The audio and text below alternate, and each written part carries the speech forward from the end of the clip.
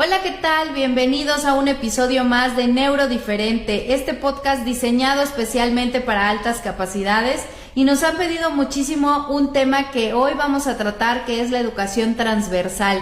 Si bien manejamos en CEDIS la educación transversal y la educación ABP, es decir, basada en proyectos, hoy vamos a hablar específicamente de la educación transversal, que es cómo se desarrolla y cómo los profesores pueden interactuar con ella en las escuelas. Pero para ello tengo el gusto de presentarles a dos invitados. Uno de ellos es la doctora y maestra Erika Saldaña Pérez. Muchísimas gracias, Eri, por estar con nosotros. Voy a leer un poquito lo que has hecho durante tu larga carrera como docente, pero también como investigadora. Bueno, pues Erika es actualmente profesora de carrera titular A, línea eje sociopedagógico en la UNAM, FES Aragón. Actualmente hace práctica clínica en psicoanálisis en la Ciudad de México. Es asesora y capacitadora en el instituto, en instituciones privadas en temas del desarrollo curricular. Es maestra en pedagogía, licenciada en pedagogía por la ENEP Aragón, que actualmente es la FES Acatlán, y que actualmente es la FES Aragón. Certificado de doctora en educación, certificado de doctora en psicoanálisis por la SEP también, y es editora de 2 libros. Y tengo el gusto de presentarles uno de sus libros que también me trajo a regalar, muchísimas gracias, que es Pensando el campo sociopedagógico desde una inspiración psicoanalítica. Así que aquí está uno de sus libros. El otro libro que tienes actualmente también, que sé que está agotado, que ahorita no está, pero que también es Bildung y Praxis, formación y práctica pedagógica.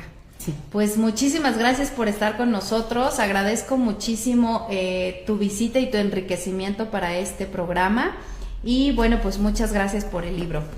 Gracias a ti, a ustedes por la invitación, es un placer y bueno, esperemos que la charla sea amena. Muchísimas gracias. Y bueno, también está con nosotros el profesor Alex, que muchos de ustedes ya lo conocen, licenciado en psicología, ingeniero también por la UNAM, etc., cineasta, etc. Entonces tengo el gusto de presentarlo y bueno, pues muchísimas gracias por estar con nosotros. Al contrario, gracias. Bueno, pues para dar inicio me gustaría primeramente platicar un poquito qué es la educación transversal, cómo la ejecutamos, cuál es la importancia educativa de llevarla a la práctica hoy en día, que ya, como bien hemos dicho en otros programas, la educación ha cambiado, la forma tradicional de la repetición no funciona, no ha funcionado en mucho tiempo y no funciona actualmente, mucho menos por la inmediatez en la que vivimos y cómo las nuevas generaciones están viviendo la educación. Y bueno, primeramente me gustaría que nos platiques, Eri, ¿qué piensas de esta educación transversal, de generar un planteamiento donde los pequeños puedan entrelazar los conocimientos de diferentes disciplinas para llevar un conocimiento más sólido? Sí, gracias. Bueno, es muy importante la cuestión de la transversalidad. Desde los años 90 se ha planteado esta articulación, ¿no? Pensándolo en el campo pedagógico didáctico, en el currículum, y bueno, ha tenido sus riquezas la aplicación pero no se realiza, como bien lo señalabas, en los contextos educativos, ¿no? Ahora depende también de la profesora, el profesor, cómo se implica en esa cuestión de la transversalidad. Como bien lo dijiste, pues es una relación entre ya sea temas, disciplinas, ¿no? Pero digamos la transversalidad surge desde que va cruzando, ¿no? Va cruzando un tema o una disciplina, el currículum, o una lección de libros sobre el currículum. ¿Y cómo crees tú que esto enriquece a la experiencia de los niños a la hora de tener una educación? Es muy importante, ¿no? La pandemia nos vino a enseñar muchas cosas como el tradicionalismo, ¿no? Se nos ha caído, las niñas, los niños no han aprendido nada. La pandemia también mostró la necesidad de utilizar las tecnologías, ¿no? Las herramientas educativas, y en la cual pues estamos reprobados. En este sentido, ¿no? Hablando en términos, pues sí, estadísticos, aunque no nos guste, así es.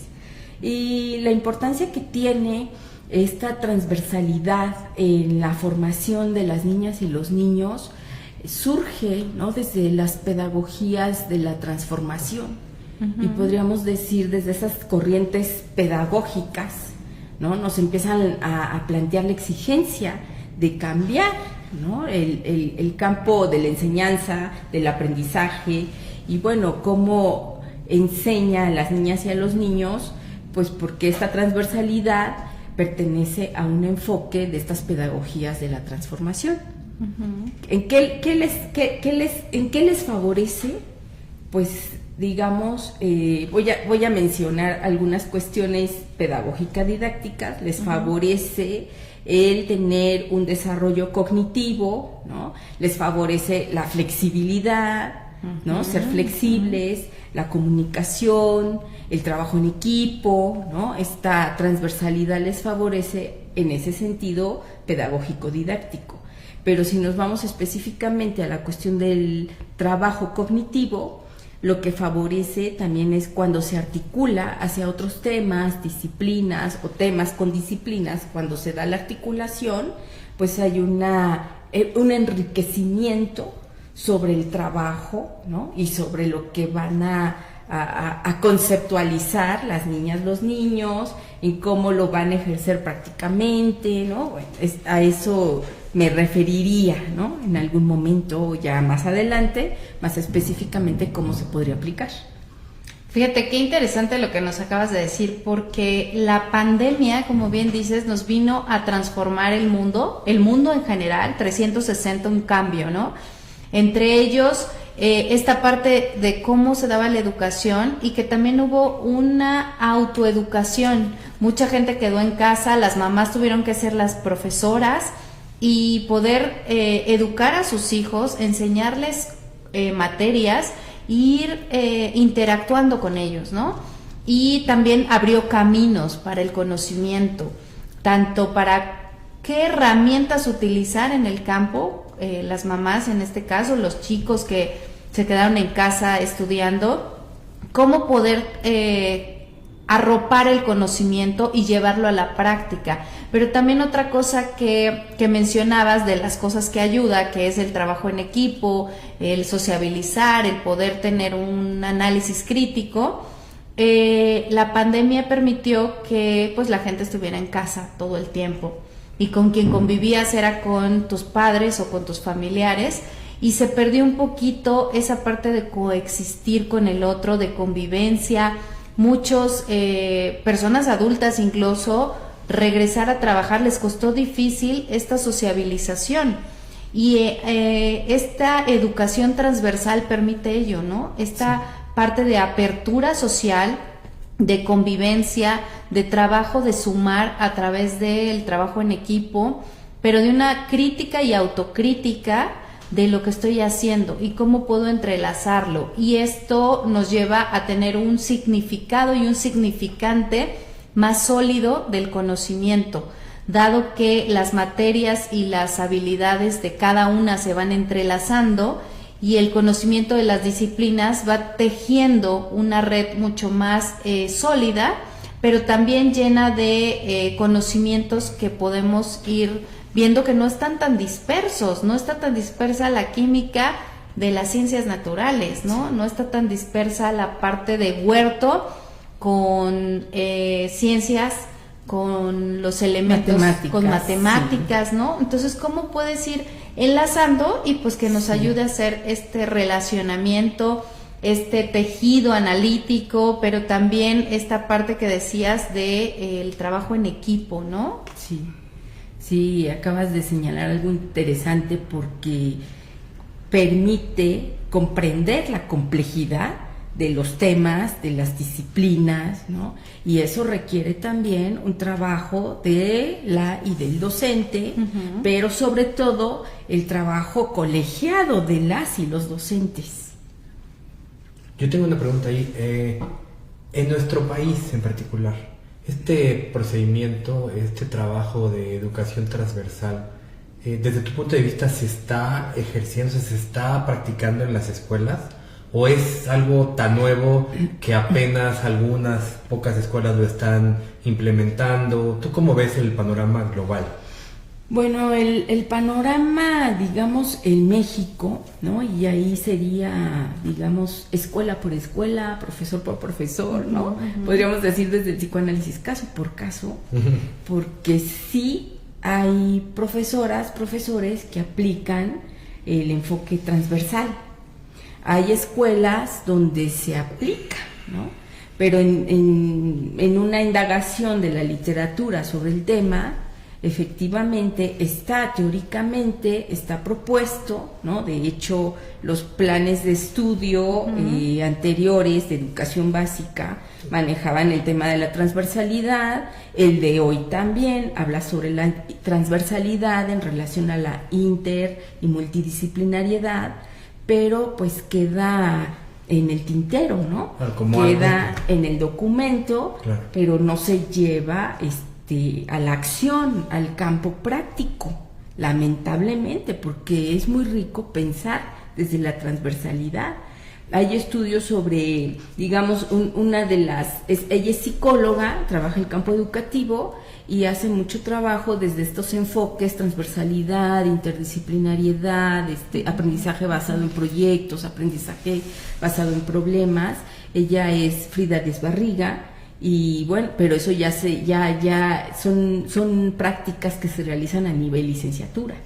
Esto que mencionas, cómo efectivamente se queda en el tintero y solamente se queda en la parte literaria, dado que creo que aunque está planteado, la SEP es uno de ellos que lo plantea, que todas las materias lleven esta transversalidad y puedan entrelazarse, pero no hay una capacitación para los profesores de cómo lo entrelazo, ¿no?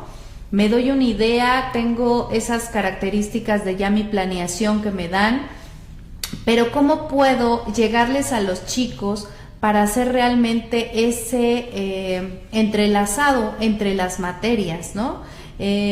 Como si estoy viendo verbos en español, también los puedo ver en inglés.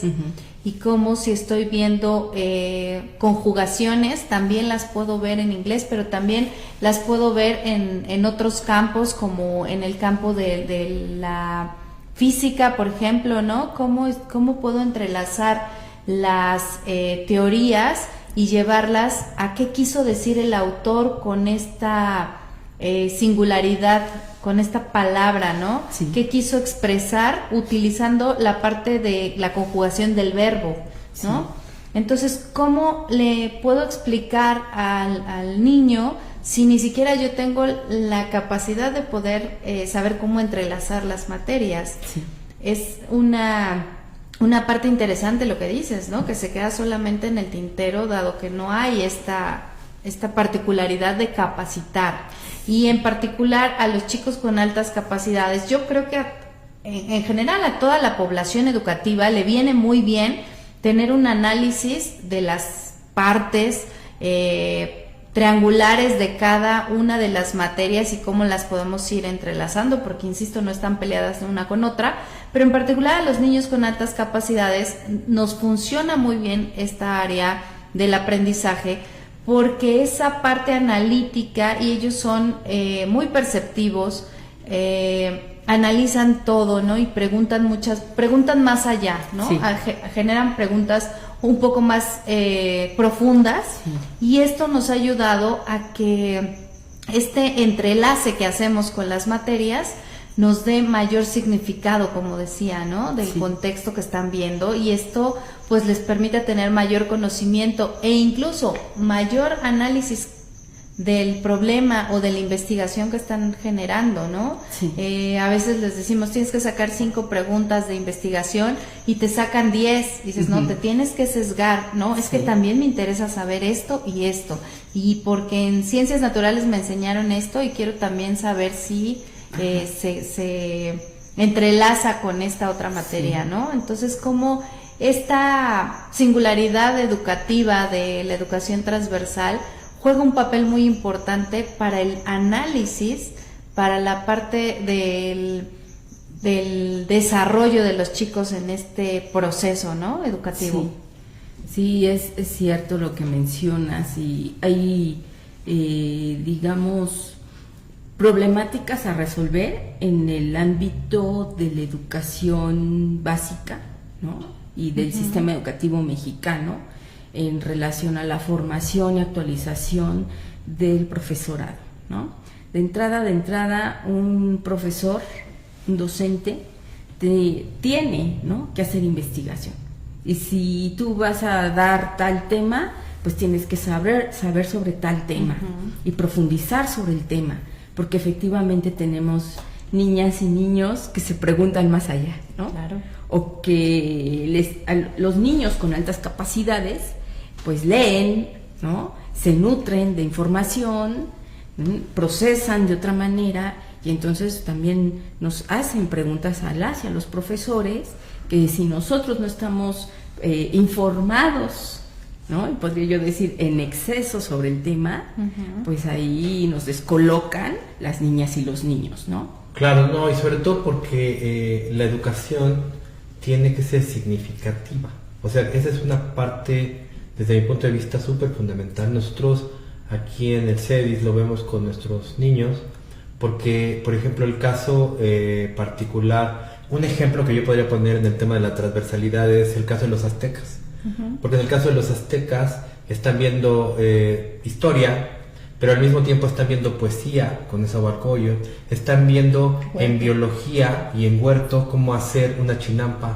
Y así te puedo decir, en programación están trabajando un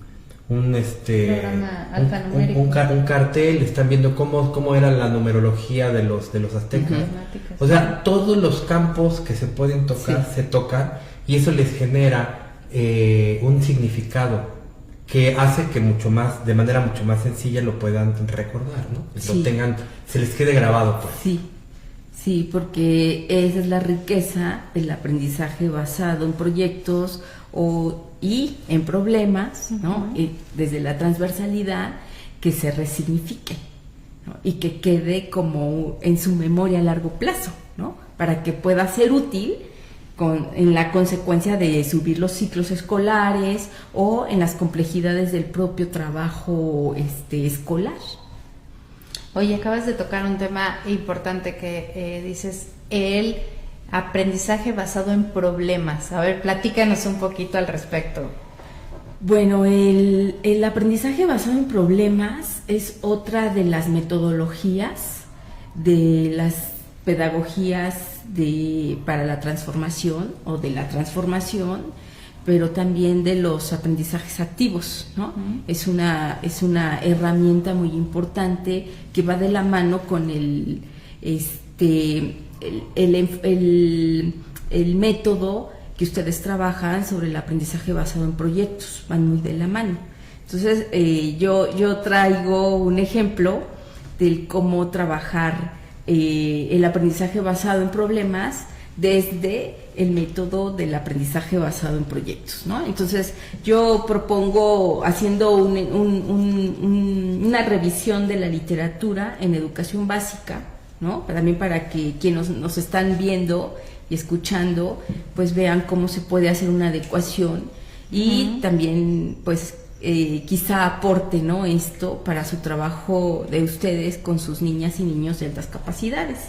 Entonces, en la literatura de educación básica, en los libros de texto, hay un libro de 4º grado de múltiples lenguajes, así se llama el de 4º grado, y hay una lectura que se llama Leonardo da Vinci, el gran imaginador, ¿no? Entonces, de entrada, Bueno, como un proyecto, pues podríamos pensar, ¿no? Si nosotros lo leemos de antemano para planear nuestro proyecto, si nosotros lo leemos, pues nos habla sobre Leonardo da Vinci, su contexto, ¿no? Que era muy creativo, lo que hacía, ¿no? Y que lo que pensaba, pues servía para el beneficio social, ¿no? Entonces hay muchas temáticas donde efectivamente, como hace rato mencionabas, pues se pueden abordar desde la historia, desde las ciencias naturales, ¿no? El español, la comprensión lectora, y bueno, sobre todo ya hacer un proceso más avanzado en cuestiones de investigación. Entonces, bueno, esta lectura nos permite de entrada, así como un proyecto, pues que las niñas y los niños vayan profundizando en estas categorías de las que habla la lectura, ¿no? Que habla del arte, la pintura y la historia, ¿no? Las épocas, ¿no? En la época del Renacimiento, pues la importancia también era mucho la literatura, entonces también breves lecturas, ¿no? Hay literatura infantil, ¿no? Quizá porque también leer, digamos, todo Boccaccio, ¿no? Entonces hay literatura infantil resumida, ¿no? Y comprensiva para la edad. Entonces, en este proyecto de aula, ¿no? Implica esa primera fase. Pero a mí se me ocurrió, siguiendo su trabajo de ustedes, pensarlo desde este proyecto de aula para la cuestión basado en problemas. Se me ocurrió de hacer una analogía pensando, acá lo tengo, para no errar. Esto que nos dices, justo esta clase la tuvieron los chicos de cuarto la semana pasada. Ajá. Y me platicaban, la maestra por ahí hizo un análisis y me platicaban que Leonardo, pues todo lo que habían visto, ¿no? Que había hecho, que efectivamente sí, es un hombre muy enriquecido, ¿no? Sí. Y que da para mucho. Y platicaban, bueno, que fue creador de la servilleta, ¿no? Que se dio cuenta que la gente comía y se limpiaba en la ropa, entonces él creó la servilleta, que en ese momento no le dieron mucha importancia, pero hoy en día es una herramienta primordial en las mesas, sí, ¿no? Y bueno, entre las cosas que inventó, porque no solamente fue escultor, pintor, investigador, filósofo, ingeniero, ¿no? Todo sí, lo que conllevaba, ¿no? Y es ahí donde entra pues la investigación y también ese aprendizaje basado en problemas, ¿no? Sí. ¿Y qué investigaste? Entonces, ahí el problema que hoy por hoy nos aqueja desde las pruebas de PISA, de la más reciente, que fue del 2022, estamos reprobados en pensamiento creativo, y tiene que ver con el asunto del tema Leonardo da Vinci, ¿no? El pensamiento creativo, que es súper importante para el desarrollo de las matemáticas, del español, de las ciencias, hasta de la innovación tecnológica. Es sumamente importante, porque si no hay pensamiento creativo, no hay avance tecnológico. Por supuesto, o sea, la realidad es que lo que nos ha llevado a donde estamos es que alguien tuvo una idea, y esa idea hoy es parte integral de nuestra vida, ¿no? El teléfono, el micrófono, el papel, o sea, básicamente cualquier cosa, ¿no? Sí. Primero fue algo revolucionario, un concepto creativo en la cabeza de alguien, sí, que después se volvió físico, ¿no? Sí. Entonces, analizando toda esta bibliografía, efectivamente lo que tú señalabas, ¿no? La bibliografía, la literatura conceptual, llama este proceso del pensamiento creativo en 3 fases, ¿no? Lo que tú decías, el generar ideas, ¿no? Y luego es generar ideas creadoras, y luego evaluar y mejorar esas ideas, que es lo que hacía Leonardo da Vinci, ¿no? En su contexto, en su época, avión, y con sus herramientas, ¿no? Hacer presas, ¿no? Porque se carecía de agua, ¿no? Entonces, yo lo titulé esta actividad curricular Pequeños Investigadores, ¿no? Entonces, estos pequeños investigadores tendrán que surgir desde el planteamiento de una problemática. Y mi problemática, pues, es el pensamiento creativo, la falta de pensamiento creativo. Entonces, De entrada, para trabajar la metodología basada en proyectos o en problemas y transversalmente, de entrada tendría que ser desde un trabajo colegiado, ¿no? De entrada. Pero debido a que aquí sé que lo hacen, ¿no? De hecho, pues por eso tienen tanta riqueza, ¿no? La formación de sus niñas y sus niños, pero digamos en educación básica hace falta ese trabajo colegiado viéndolo desde como una problemática. Sí. Y que no estamos capacitados, y bueno, implica, como les acabo de decir, pues hacer una investigación previamente para situar la problemática. Y poder enlazar, ¿no? Los conocimientos, poder llegar y también poner en la mesa los planteamientos que lleven a los chicos a hacer un análisis, ¿no? Sí. ¿Qué herramientas les voy a dejar en la mesa como para ponerles la cosquilla de las preguntas que van a hacerse, ¿no? De esta curiosidad que manejan, ¿qué elementos voy a colocar para que ellos puedan desarrollar esas preguntas e ir a esa investigación, a llevarlos, a guiar, ¿no? Su proyecto a donde queremos que se enriquezcan, ¿no? Sí, y pues de entrada estoy reconociendo que debe de ser desde un trabajo colegiado, y bueno, este es un ejemplo, un ejercicio, ¿no? Recuperando la investigación que hice sobre el problema del pensamiento creativo, ¿no? Y entonces, dentro de esta propuesta, sitúo el problema, porque hay que exponer el problema, ¿no? Y entonces expongo el problema. Las y los jóvenes de 15 años reprobaron el examen PISA 2022, que mide conocimientos y habilidades en el área de matemáticas, ciencias, comprensión lectora, pensamiento creativo, competencias que son útiles para resolver problemas. Sin embargo, lo que interesa actualmente es el pensamiento creativo, ya que es importante para construir soluciones innovadoras a problemáticas reales y tomar decisiones creativas. En cuanto al pensamiento creativo, se obtuvieron puntajes muy por debajo de la normalidad, lo que implica una cuestión relevante a desarrollar en las actividades escolares y cotidianas de las niñas, los niños y los jóvenes, ¿no? Y entonces, en este proceso de entrada de actualización a los profesores, bueno, se les está poniendo un problema, ¿no? Pero en ese trabajo colegiado, los profesores desde su trinchera tendrían que estar igual generando ideas, ¿no? Alrededor de este problema, y entonces sentarse y debatir, discutir para generar un problema en específico desde su ciclo escolar o el grado escolar o la asignatura que estén impartiendo, o desde algún texto, libro de texto, ¿no? Una asignatura. Y bueno, ya posteriormente se va trabajando, se planea, ¿no? Como ustedes bien lo saben, y que bueno, esto tiene que ver un poco con el proyecto. Ahí está una transversalidad, una forma de articular, claro, ¿no? Y entonces desde el proyecto, pues ahí está planteado el proyecto, pero se va a ir tejiendo la cuestión del problema, tanto que en ese trabajo colegiado se tenga que resolver, ¿no? Para poderle dar lugar a estos elementos de la transversalidad, que es la flexibilidad. Entonces tiene que adecuar el problema también hacia las ciencias naturales, ¿no? O hacia las matemáticas. Sí. Y hacer un trabajo en equipo. O en ambas, ¿no? Ajá, en ambas. Y hacer trabajo en equipo, ¿no? Y entonces se tienen también que poner de acuerdo las niñas, los niños, planear lo que ustedes, bueno, hemos visto, ¿no? Lo que realizan las niñas y los niños, que solo se organizan, planean y empiezan a producir.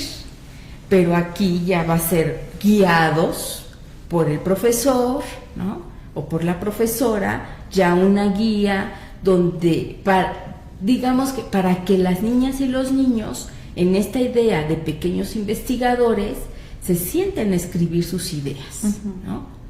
Y entonces tengan también esta experiencia de cómo se hace investigación, porque hoy por hoy también el pensamiento creativo lleva a crear investigaciones, ¿no? Y que pueden ser investigaciones muy prácticas y la necesidad también que tenemos de hacer investigaciones, digamos, documentales, ¿no?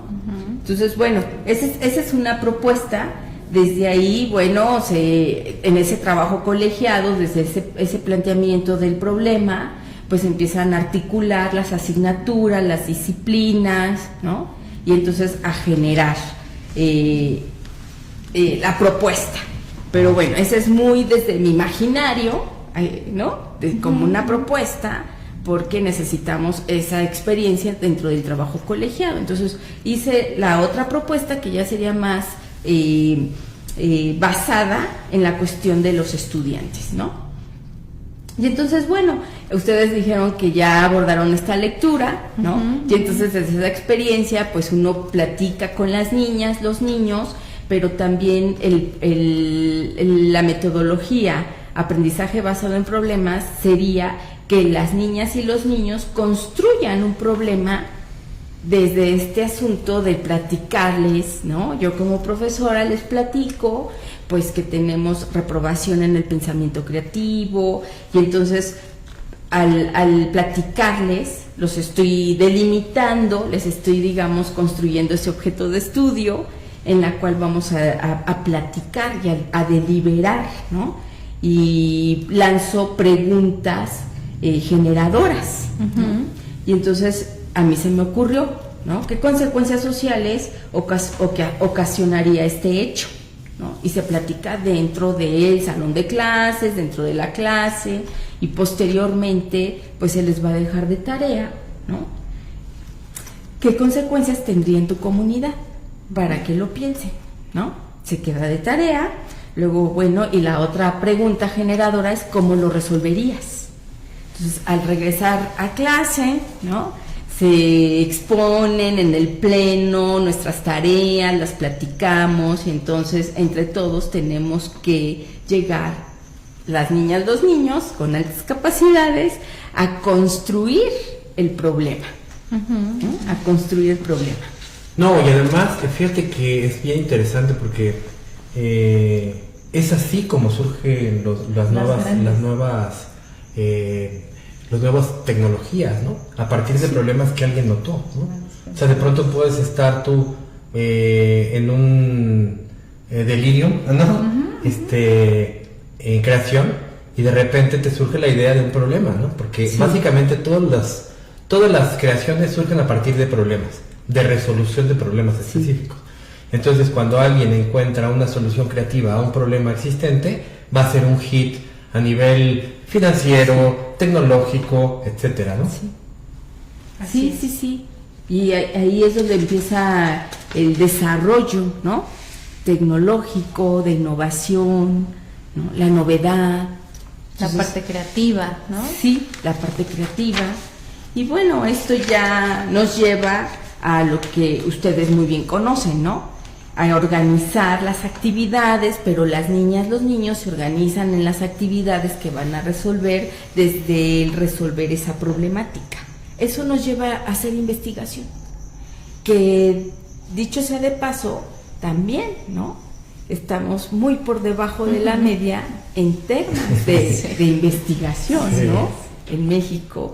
Y bueno, nuestros niños con altas capacidades pues son nuestros semilleros.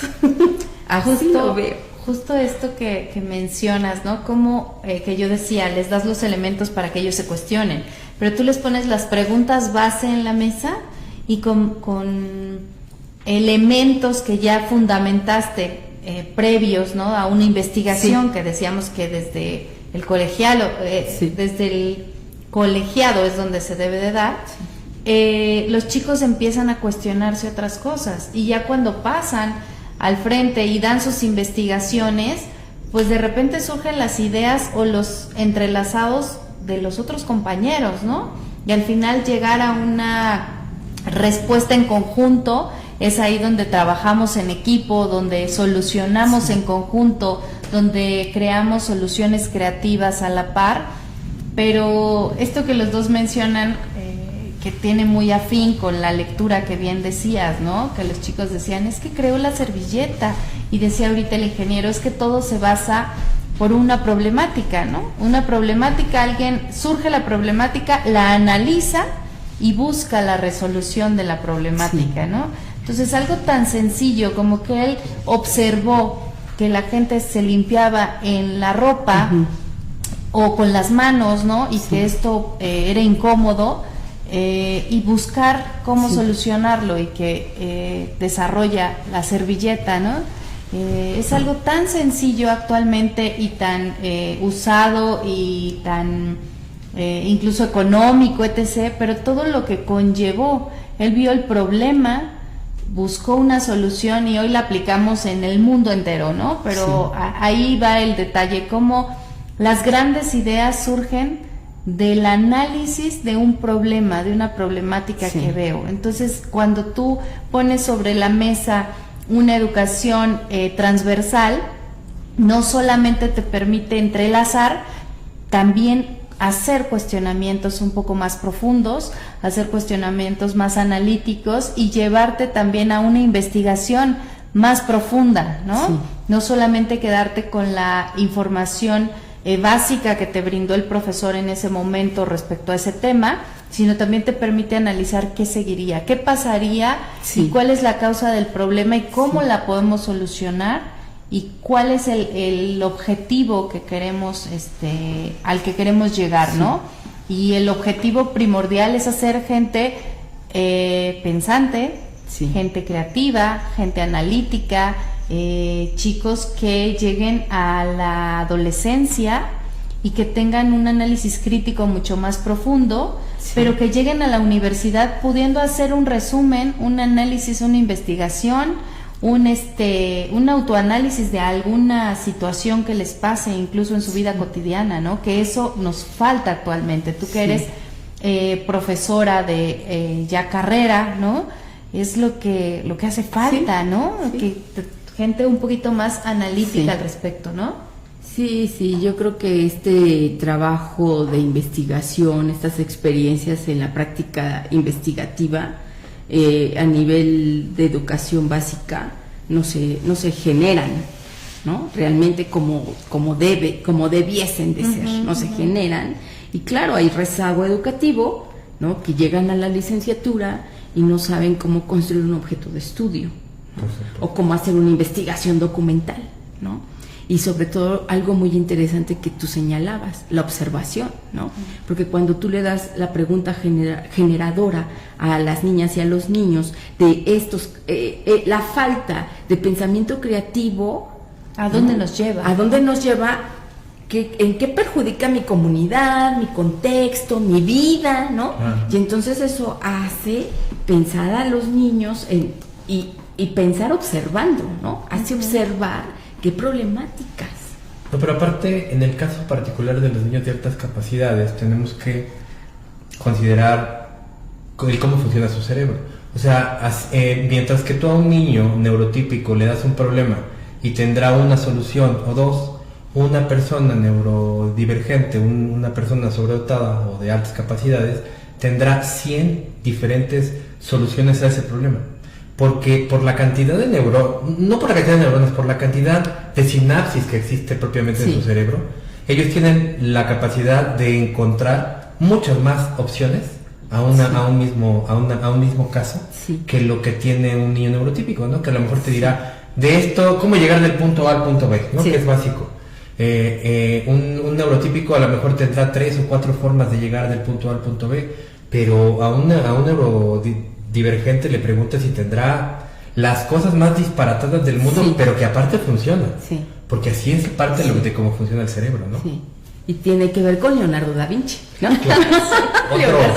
otro sobredotado del mundo, ¿no? Ahora, eso es lo que me interesa, porque cuando pensé el trabajo, las niñas y los niños con altas capacidades intelectuales, sí, al dar muchas soluciones, 100, también pueden ser innovadores en cómo presentar las conclusiones, las observaciones a las que llegaron, ¿no?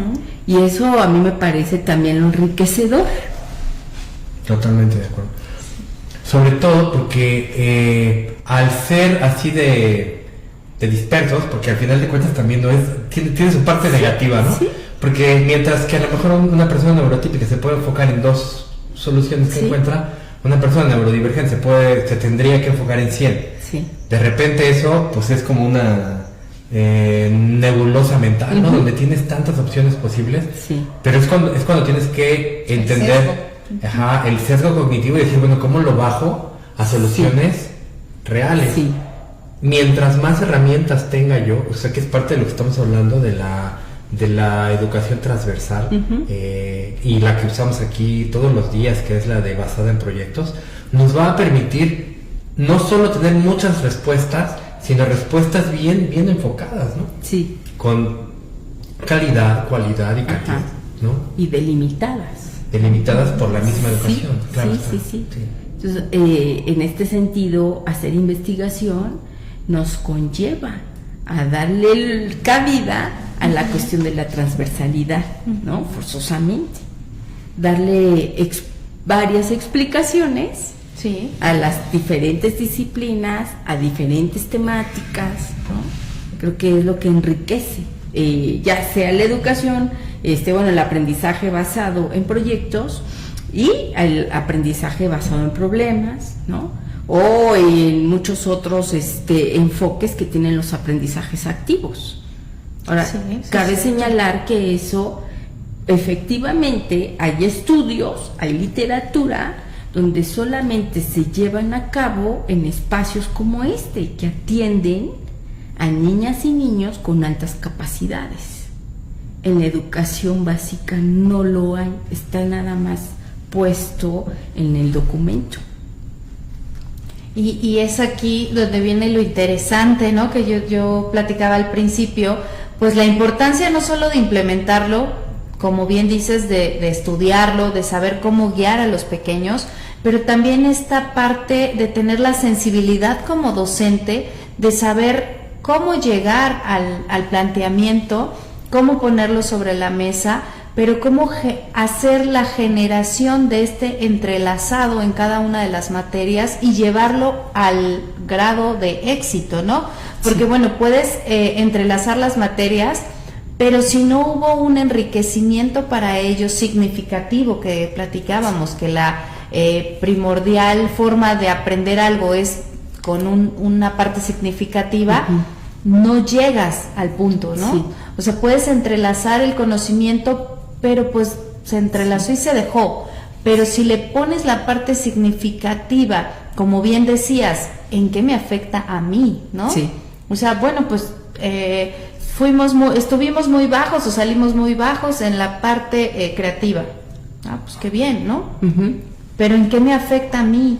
¿Cómo me está afectando en mi comunidad? ¿Y cómo va a afectar en mi desarrollo cuando yo sea adolescente o adulto, ¿no? Sí. ¿Y en qué participo yo ahí, ¿no? ¿En dónde estoy yo presente? Entonces ya hay un significado de ese problema hacia mí, que me pega en algún sentido. Y bueno, entonces sí viene la parte de ser un poco más analítico y querer encontrar la solución, ¿no? Sí. Y es aquí donde grandes pensadores surgen gracias al análisis de cómo solucionar ese problema, ¿no? Y es esta parte que creo que en la educación básica nos hace falta muchísimo y que pues es una herramienta perfecta que creo que se debería de utilizar en todas las áreas, en todos los campos educativos, porque así es como se aprende de la mejor manera, ¿no?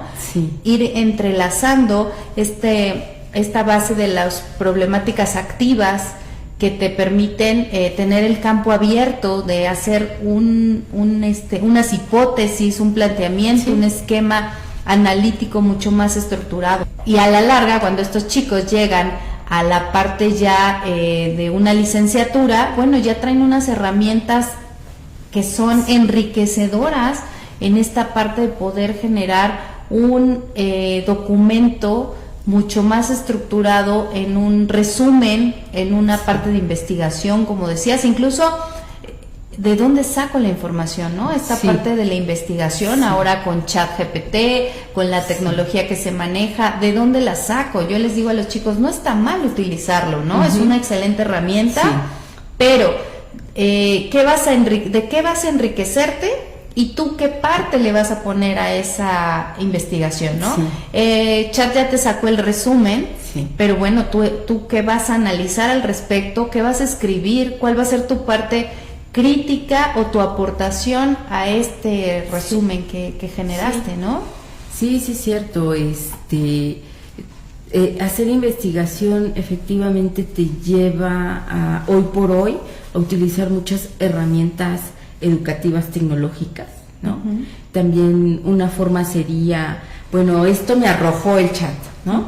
Entonces, ¿le creemos? Vamos a buscar, ¿no? Si es cierto, si no es cierto, cómo complementamos, bueno, qué no nos dice también, porque también la investigación es qué no se ha dicho sobre, ¿no? Que ahí hay un veto, entonces, para producir investigación, y que es novedosa, innovadora, exactamente, ¿no? Y que surgen ideas. Entonces, es muy importante trabajar, ¿no? En nuestras niñas y niños el campo investigativo, además porque, bueno, lo menciona mucho Piaget, ¿no? Y los constructivistas, ¿no? Se significa porque se hace, ¿no? O sea, se llega a significar el contenido porque se está haciendo, ¿no? Y ese hacer nos lleva a caminar, a pararnos, a detenernos, a deshacer, ¿no? A regresar, o sea, vamos haciendo camino, ¿no? En esa cuestión significativa. Por supuesto, nosotros, por ejemplo, ahorita lo podemos ver con el Día de Muertos. El día de ayer tuvimos para aquí un evento con los niños en donde ellos hacen el podcast, ellos lo graban, ellos hacen sus reportajes, sus temas, sus calaveritas. Entonces te vas dando cuenta cómo si ellos tienen el apoyo y la oportunidad, pueden generar no igual, incluso mejor que los adultos, sus procesos psicológicos, porque ellos no solo lo hacen bien, sino que son exageradamente creativos.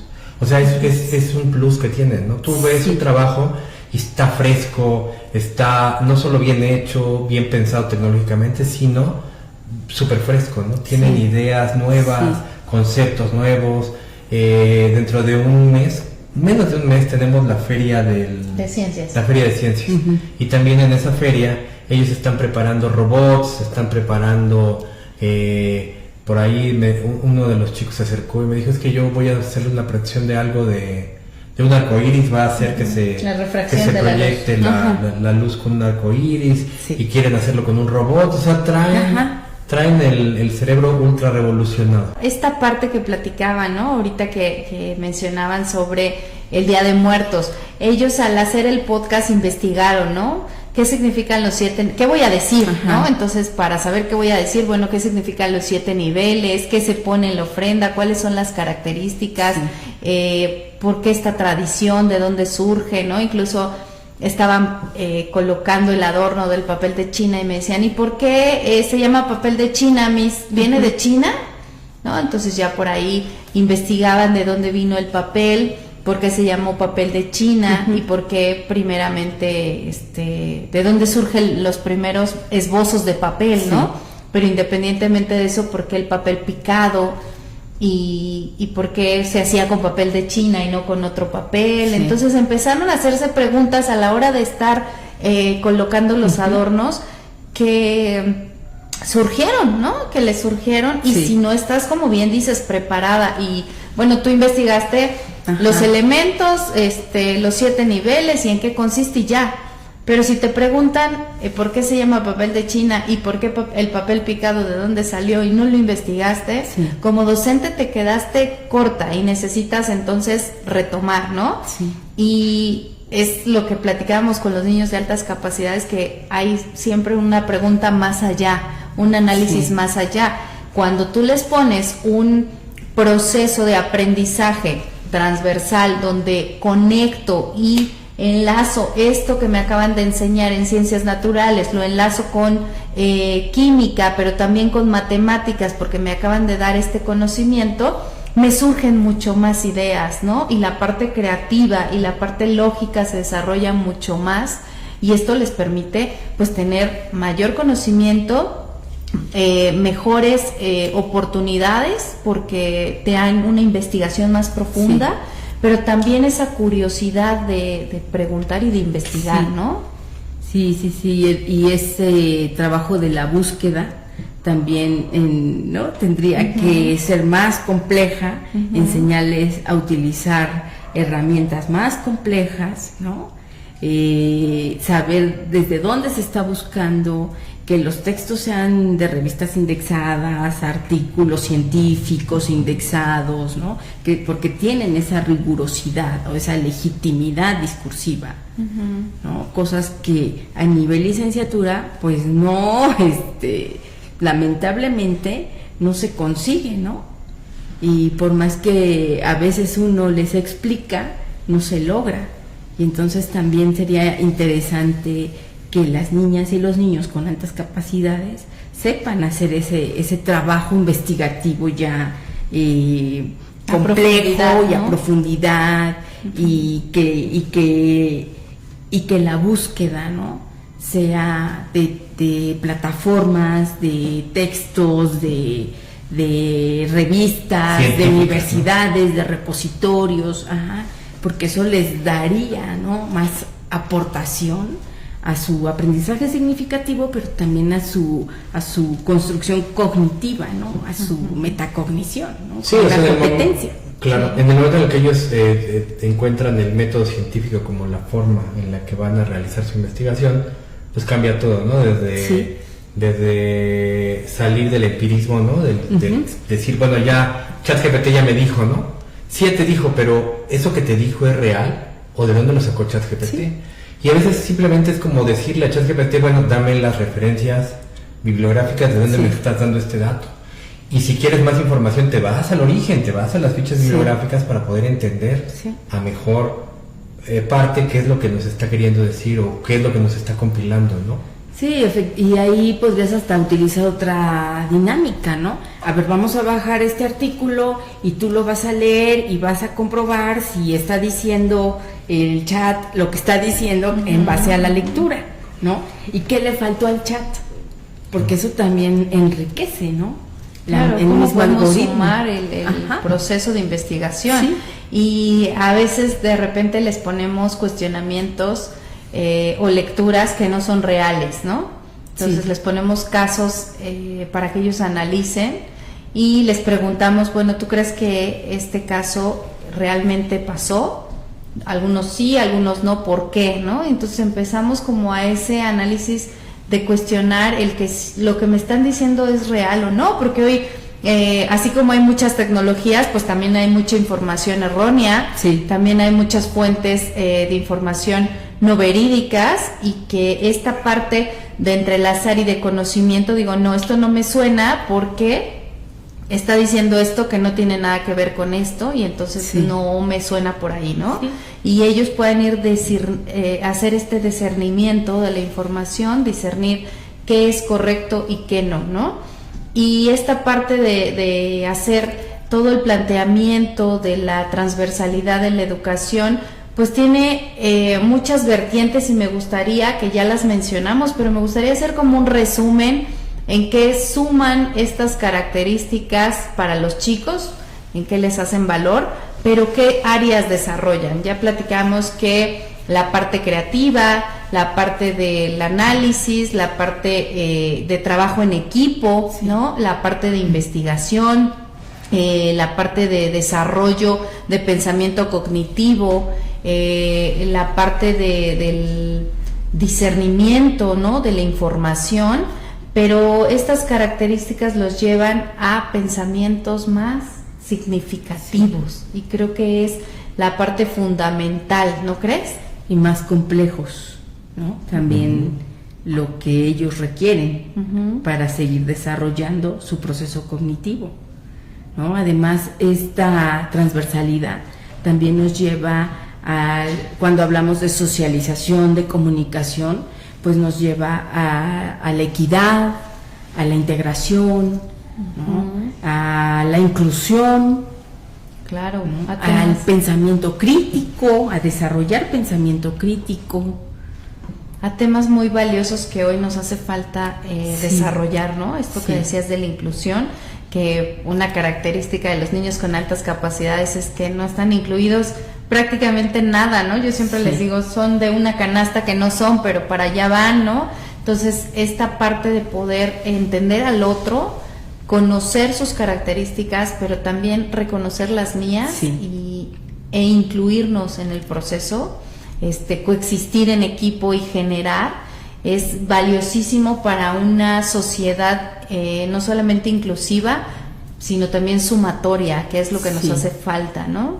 Sí, y hablando del tema también de la pluriculturalidad, la interculturalidad crítica, ¿no? El reconocimiento de las diferencias, del otro como diferente, que suma, ¿no? Que no resta. Entonces, nos lleva el trabajo de la transversalidad pues a construir muchos elementos, ¿no? Porque no están dados, se van construyendo en el ejercicio del aprendizaje significativo, de la propia práctica, de la interacción con nuestros pares, ¿no? De la interacción con las y los docentes.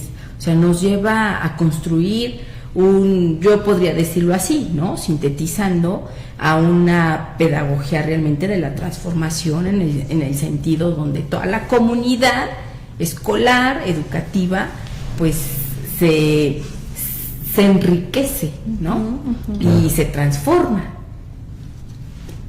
Y desde el punto de vista de una docente con tantos años de experiencia como tú, ¿qué dirías que le hace falta a la educación en México para poder empezar a generar este concepto ya de manera, digamos, integrada en las escuelas tradicionales? Ay, es una preguntota. Es una preguntota muy política. Ya nos respondiste. Desafortunadamente la resistencia al cambio de las y los docentes, no todos, que van a decir cómo, ¿no? Pero sí no todos, pero sí de su mayoría, resistencia al cambio, falta de actualización, ¿no? Falta de actualización y falta de responsabilidad, ética, compromiso con el trabajo. Sí hace falta eso, ¿no? Porque al final hay que trabajar mucho, ¿no? O sea, es el tipo de cosas que lleva a tener que trabajar. Sí. O sea, echarle, a dar más, a investigar, a hacer investigación, a cambiar lo que ya está preestablecido, y eso conlleva esfuerzo, trabajo, dedicación. Sí, también un poco de miedo al cambio, ¿no? O sea, ya soy docente, he tenido sexto de primaria durante 5 años y pues bueno, esto es lo que doy y me funciona, ¿no? Sí. Pero es miedo a ir más allá, también como decías, esa apatía de no investigar, de no querer generar. Hay nuevas investigaciones, cada día se descubren nuevas cosas y que pues no somos todólogos y con base en el conocimiento que vas entrelazando puedes ir generando una mayor apertura para este aprendizaje, no solo para tu autoaprendizaje, sino también para brindarlo hacia tu área de alumnado, ¿no? Sí, y además como un gremio hay lucha de egos que no les permite interactuar, trabajar como un equipo colegiado, ¿no? O que a veces en la gestión pedagógica no hay quien lidere, ¿no? El trabajo pedagógico entre el colegio, ¿no? O que no importa también, por eso digo, es un asunto también muy político, porque tampoco importa a las políticas educativas. Yo trabajo, una de mis líneas de investigación es la política educativa, ¿no? Entonces, ¿qué hace falta en tantos años de experiencia? Presupuesto, ¿no? Y sí, a ver, yo sé que a lo mejor no les va a agradar a los profesores y a las profesoras que nos estén viendo, pero la obligación de actualizarse, ¿no? Y realmente ser evaluados en esa actualización para que mejore el sistema educativo. Y bueno, y podríamos, bueno, como alternativa, bueno, pues comprometerse, ser responsables ante la propia práctica docente, ¿no? Porque efectivamente las niñas y los niños o los grupos que sobresalen, pues es porque tuvieron o tienen una profesora o un profesor responsable de esa práctica docente, ¿no? Yo creo que en nuestra historia de nuestra vida educativa, pues sí hay algunos, a lo mejor no sobran dedos, pero hay algunos, algunas profesoras, profesores que significaron en nuestra formación y que pues trabajaron, hicieron su trabajo, ¿no? Sí, hablando de esa parte significativa, educativa, ¿no? Cómo un profesor tiene un significado, pero también lo que te dice, ¿no? Y cómo te lo dice y cómo se lleva a la práctica. Y es un tema creo que muy interesante y sobre todo que ojalá que pronto se pueda llevar a la práctica en más escuelas, que haya, como bien decías, esta parte de la innovación, pero también de poderse autoeducar, ¿no? Y buscar el conocimiento y estarse actualizando para llegar a ello, ¿no? Esperamos que pronto no solamente dependa de la política, sino también dependa de ti, ¿no? Que digas, yo quiero, yo soy profesora y quiero ir más allá porque quiero dar un conocimiento mucho más amplio y quiero ser significado en este tema en particular y quiero trabajar en equipo con tal profesor porque creo que se entrelazan nuestras materias y podemos trabajar juntos para sacar la feria de ciencias o para sacar el proyecto de matemáticas, etc., ¿no? El famoso entrelazado entre materias que nos hace muchísima falta, ¿no? Entonces esperemos que pronto se dé, que esta inmediatez de la tecnología contribuya y no disminuya, y que bueno, se tengan las herramientas para enseñarlos a cómo utilizarla, ¿no?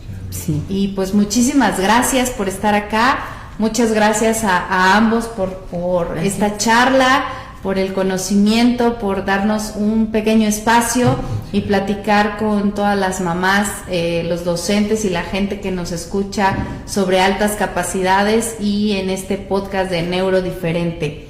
Muchísimas gracias, Erika, por estar con nosotros. Gracias, muy amables y bonita noche. Muchas gracias. Prof. Alex, un gusto como siempre compartir micrófonos contigo, muchísimas gracias.